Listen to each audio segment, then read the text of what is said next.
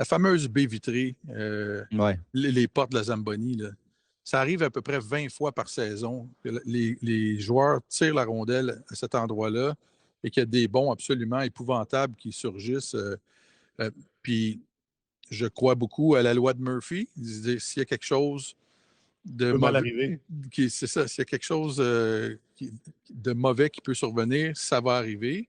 Et j'ai eu souvent cette réflexion-là, de dire à un moment donné, ça va arriver en séries éliminatoires. Puis je me dis toujours, les probabilités sont en faveur du Canadien parce que le Canadien attaque 2 fois dans cette zone-là.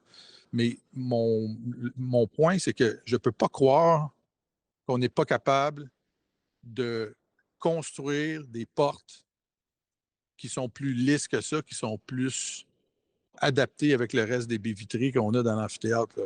Écoute, on est capable d'envoyer des sondes sur Mars, capable d'aller faire le tour de la Lune. Je ne peux pas croire qu'on a un système aussi désuet que ça, avec des gros séparateurs en métal comme ça.